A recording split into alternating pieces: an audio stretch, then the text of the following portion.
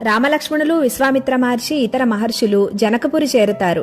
జనకుడు విశ్వామిత్ర మహర్షిని సాదరంగా ఆహ్వానించి మహర్షి పాదాలకు నమస్కరిస్తూ, మీ రాక మా భాగ్యం, నేను చేస్తున్న యజ్ఞం సఫలమైనట్లే అంటూ రామలక్ష్మణులను చూస్తూ, మహర్షి, ఎవరు వీరు? ఎంతో దేదీప్యమానంగా వెలిగిపోతున్న ఈ రాజకుమారులు ఎవరు అని అడుగుతాడు.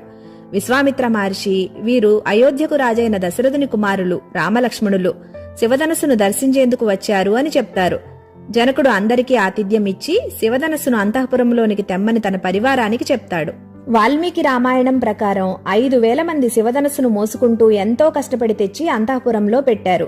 విశ్వామిత్ర మహర్షి రాముణ్ణి చూసి, రామా, ఒకసారి దాన్ని చూడు అని చెప్తారు. దక్షయజ్ఞం ధ్వంసం సమయంలో శివుడు ఆ ధనస్సును స్వయంగా ధరించి తర్వాత దేవతలకు ఇస్తాడు. జనక మహారాజు ఒక మహత్తరమైన యజ్ఞం తలపెట్టినప్పుడు ఆ యజ్ఞం కోసం భూమిని దున్నుతుంటే నాగేటి చాలులో దొరికింది సీత. యజ్ఞం సఫలీకృతం అయ్యాక దేవతలు జనకుణ్ణి ఆశీర్వదిస్తూ వరుణదేవుడు ఆ శివధనస్సును జనకుడికి యజ్ఞఫలంగా ఇస్తాడు. అప్పుడే నిర్ణయించుకుంటాడు జనకుడు, శివానుగ్రహం వల్ల వచ్చిన శివధనస్సు, అదే సమయానికి దొరికిన సీత, ఎవరైతే ఈ శివధనస్సును ఎక్కుపెడతారో వారికే సీతను ఇవ్వాలి అని. శివధనస్సును ఎక్కుపెట్టినవాడు సాక్షాత్తు శివుడే అని. విశ్వామిత్రుడు చెప్పగానే రాముడు, సరే గురుదేవా అని గురువుకు నమస్కరించి వెళ్లి శివధనస్సుకు ప్రదక్షిణం చేసి నమస్కరిస్తాడు.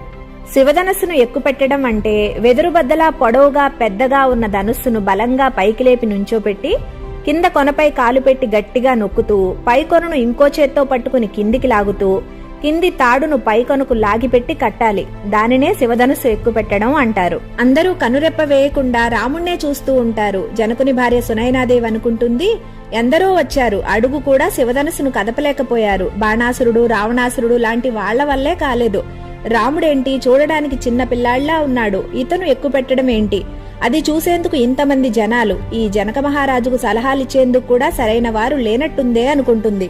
ఇంతలో రాముడు ఒక్క చేత్తోనే ఆ శివధనస్సును లేపి నుంచోపెట్టి గట్టిగా పట్టుకుని తన పాదంతో కింది కొనను గట్టిగా తొక్కిపెట్టి రెండో చేత్తో కింది కొనుకున్న తాటిని లాగి పై కొనుకు కట్టడానికి పైకొన గట్టిగా వంచగానే పెళపెళమంటూ విరిగిపోతుంది శివధనస్సు. అంతే, అందరూ ఆశ్చర్యపోతూ జయ జయ ధ్వానాలు పలుకుతూ ఎంతో సంతోషంగా రాముణ్ణి అభినందిస్తారు. అలా విశ్వామిత్ర మహర్షి అనుజ్ఞతో రాముడు జనకపురిలో శివధనస్సును ఎక్కుపెట్టడం జరిగింది.